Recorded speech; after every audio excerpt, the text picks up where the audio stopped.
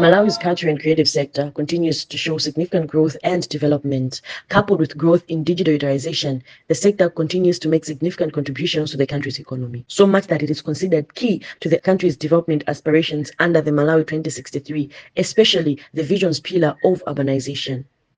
Despite these great strides, the sector is still largely dominated by men. Women are usually relegated to support roles, both within the creative spaces and leadership roles. The art industry mostly is a male-dominated industry. You'll find that sometimes when opportunity comes, men are the first ones to be considered for those opportunities. And most of the projects are handled by men. As a result of this gender imbalance, female creatives in Malawi face a myriad of capacity handicaps, which limits their active participation in cultural and creative spaces. In an attempt to address these challenges, the Malawi government, through the Department of Arts under the Ministry of Local Government, Unity and Culture, and with funding from UNESCO International Fund for Cultural Diversity, IFCD, will implement a project to mainstream gender equality in the sector. The one-year project will aim to develop the capacities for mainstreaming gender equality in the sector at institutional and individual level.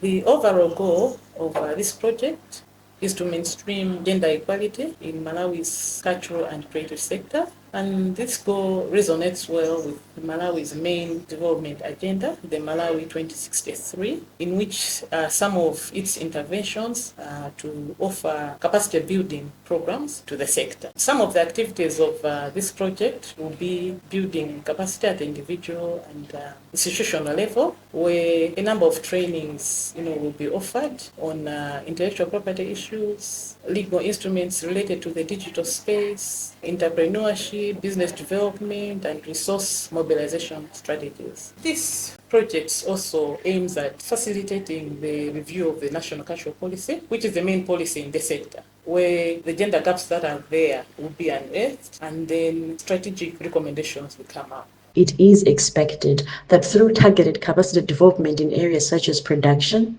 artistic freedom, remuneration, and packaging, the project will contribute to an increase in the number of women participating in cultural and creative spaces. The component of institutional capacity will also ensure that more women take active roles in decision-making processes within the artistic associations. We want the creative space in the country to be more inclusive, more representation of women than it is at the present. You will notice that in terms of the demographics, we have more women in the cultural and creative sector than men.